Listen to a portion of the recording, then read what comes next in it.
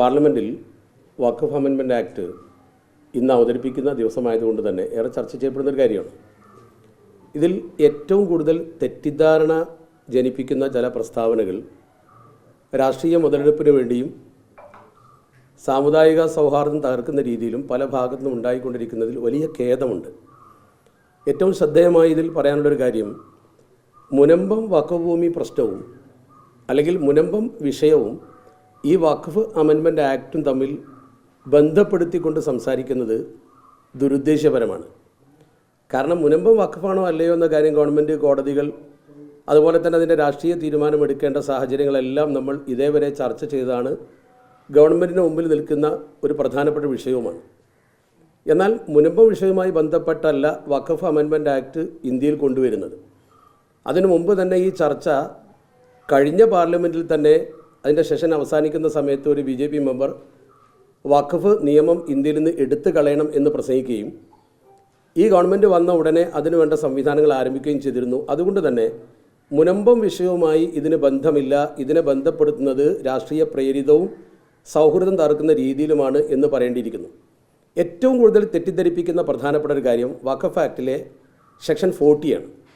ഈ സെക്ഷൻ 40 എന്ന് പറയുന്നത് ഏത് ഭൂമിയും പിടിച്ച് വഖഫാക്കാൻ ട്രിബ്യൂണലിന് അധികാരം കൊടുക്കുന്ന ഒരു നിയമമാണ് എന്നാണ് പ്രചരിപ്പിക്കുന്നത്. യഥാർത്ഥത്തിൽ ഇതിൻ്റെ പ്രിൻസിപ്പൽ ആക്ട് നമ്മുടെ മുമ്പിലുണ്ട്. ഈ പ്രിൻസിപ്പൽ ആക്ട് പരിശോധിച്ചാൽ കൃത്യമായി ബോധ്യപ്പെടും, അങ്ങനെ ഏതെങ്കിലും ഒരു ഭൂമി പിടിച്ചടക്കാൻ ഒരിക്കലും വഖഫ് ബോർഡിന് അർഹതയില്ല എന്ന് മാത്രമല്ല, ഇസ്ലാമിക നിയമം അനുസരിച്ചുള്ള ഒരു വഖഫ് ബോർഡ് എന്ന് പറയുന്ന ഇസ്ലാമിലെ ദൈവാർപ്പിത സ്വത്ത് സംരക്ഷിക്കാനുള്ള ആ ബോഡി ഇസ്ലാം അനുവദിക്കാത്ത രീതിയിൽ ഒരു ഭൂമി പിടിച്ചടക്കാൻ മുന്നോട്ട് വരാൻ പാടില്ലെന്നത് ഇസ്ലാമിക നിയമവുമാണ്, വഖഫിൻ്റെ നിയമവുമാണ്. അതുകൊണ്ട് തന്നെ മുസ്ലിങ്ങളെ സംബന്ധിച്ചിടത്തോളം അന്യൻ്റെ ഭൂമി അർഹതപ്പെടാത്ത രീതിയിൽ പിടിച്ചടക്കുക എന്നത് വലിയ കുറ്റമാണ്, ചെയ്യാൻ പാടില്ല. അങ്ങനെ പിടിച്ചടക്ക ഭൂമിയിൽ നമസ്കരിച്ചാൽ പോലും കുറ്റകരമാണ് എന്ന് ഇസ്ലാം പഠിപ്പിച്ചിട്ടുണ്ട്. അതുകൊണ്ട് തന്നെ ഒരിക്കലും ഇസ്ലാം അതിനെ അനുവദിക്കുന്നില്ല. ആരാൻ്റെ ഭൂമി ഒരിക്കലും പിടിച്ചടക്കില്ല.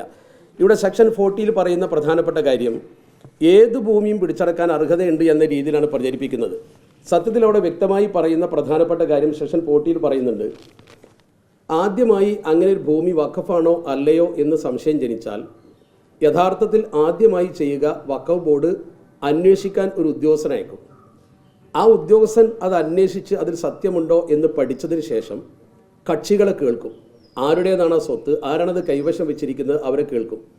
അവരെ കേട്ടതിന് ശേഷം ഈ വിഷയത്തിൽ ട്രിബ്യൂണലാണ് തീരുമാനമെടുക്കേണ്ടത്. ആ ട്രിബ്യൂണലിൽ വിട്ട്, ട്രിബ്യൂണൽ എന്ന് പറയുമ്പോൾ നിങ്ങൾക്കറിയാം, പലരും ട്രിബ്യൂണലിനെ കുറിച്ച് തെറ്റിദ്ധരിപ്പിക്കുന്നുണ്ട്. ട്രിബ്യൂണലിൻ്റെ കോൺസ്റ്റിറ്റ്യൂഷൻ എങ്ങനെയാണ്, അതിൻ്റെ രൂപമെന്ന് കൃത്യമായി പ്രിൻസിപ്പൽ ആക്ടിൽ പറയുന്നുണ്ട്. ഇത് വായിച്ചാൽ ആർക്കും അത് ബോധ്യപ്പെടും. എവറി ട്രിബ്യൂണൽ എന്ന് പറഞ്ഞുകൊണ്ട് എങ്ങനെയാണ് tribunal, one person who shall B member of the state judicial service holding a rank not below that of district session or civil judge class 1 who shall be the chairman. അപ്പോൾ ഇതിൻ്റെ ചെയർമാനായി വരുന്നത് ഒരു ജില്ലാ ജഡ്ജിയാണ്. ഹൈക്കോടതിയുടെ നിയന്ത്രണത്തിലുള്ള ഒരു ജില്ലാ ജഡ്ജി ആയിരിക്കും ഈ ട്രിബ്യൂണലിൻ്റെ ചെയർമാനായി വരുന്നത്. രണ്ടാമതായി വരുന്ന one person who shall be an officer from state civil service equivalent to the rank of that of the additional district magistrate member. Additional district മജിസ്ട്രേറ്റിൻ്റെ റാങ്കുള്ള ഒരാളായിരിക്കും, അല്ലെങ്കിൽ അതിനേക്കാൾ മുകളിലുള്ള റാങ്കിലുള്ള ആരായിരിക്കും ഇതിൽ വരുന്നത്. അപ്പോൾ എങ്ങനെയാണ് ഇത് കോൺസ്റ്റിറ്റ്യൂട്ട് ചെയ്യുന്നത് ബോധ്യപ്പെട്ടാൽ, വഖഫ് ബോർഡിൻ്റെ മതപരമായ നിയന്ത്രണത്തിലുള്ള ഒരു ബോഡിയല്ല, ഗവൺമെൻറ് അത് നിശ്ചയിക്കുന്നത് തന്നെ. The state government shall be notification in official gazette, by notification in official gazette constitute tribunal എന്നാണ് പറയുന്നത്. അങ്ങനെ ട്രിബ്യൂണൽ രൂപപ്പെടുത്തുന്നത് തന്നെ ഗസറ്റ് നോട്ടിഫിക്കേഷൻ വഴി ഗവൺമെൻറ്റാണ്. അതിൽ ആരാണ് ചെയർമാൻ, ആരാണ് മെമ്പർ എന്നൊക്കെ കൃത്യമായി ഇതിൽ സൂചിപ്പിച്ചിട്ടുണ്ട്. മാത്രമല്ല, ഇത്രയും കാലത്തെ അനുഭവം വെച്ച് ഞാൻ ഈ വായിച്ചത് ഇതിൻ്റെ പ്രിൻസിപ്പൽ ആക്റ്റാണ്, നമ്മുടെ രാജ്യത്ത് നിലവിലുള്ള നിയമമാണ്. ഇനി ഈ ട്രിബ്യൂണലിൽ ഇതുവരെ ജഡ്ജിമാരായി വന്ന ആളുകളെ പരിശോധിച്ചാൽ 2 മുസ്ലിങ്ങളെയാണ് ഞാൻ വായിച്ചിട്ടുള്ളത്. അതിൽ 2 പേരെന്ന് പറയുന്നത് നസീറയും അലി മുഹമ്മദും. ബാക്കി ഈ ട്രിബ്യൂണലിലെ ജഡ്ജിമാരായി വന്നിട്ടുള്ള പ്രധാനപ്പെട്ട ആളുകളൊക്കെ പൗലോസ്, ശിവപ്രസാദ്, സോമൻ, ഗോപിനാഥൻ, ലക്ഷ്മൺ, ശാരംഗധരൻ, അതുപോലെ തന്നെ വിൻസെൻ്റ്, ഇപ്പോൾ രാജൻ തട്ടിൽ, ഇവരൊക്കെ അനീതി ചെയ്യും എന്ന് സമുദായത്തോട് കാര്യം മറച്ചു വെച്ച് അല്ലെങ്കിൽ സമൂഹത്തോട് ഇതിൻ്റെ തെറ്റായ രീതിയിൽ പ്രചരിപ്പിക്കുന്നതിൻ്റെ ആവശ്യം എന്താണ്? ഇനി സെക്ഷൻ 40 അങ്ങനെ ഒരു തീരുമാനം ബോർഡിന് എടുക്കണമെങ്കിൽ അന്വേഷണം നടത്തണം, കക്ഷികളെ കേൾക്കണം, ട്രിബ്യൂണലിൽ അത് വരും. ഈ ട്രിബ്യൂണലിൽ വരുമ്പോൾ ആർക്കും അവിടെ വാദിക്കാം. കേരളത്തിലെയോ ഇന്ത്യയിലെയോ ഏത് പ്രഗത്ഭനായ ഒരു അഭിഭാഷകന് പോയും കാര്യം കക്ഷികൾക്ക് വേണ്ടി ബോധ്യപ്പെടുത്താം. എന്നിട്ട് ട്രിബ്യൂണൽ തീരുമാനമെടുത്താൽ മാത്രമാണ് അത് അന്തിമമാകുന്നത്.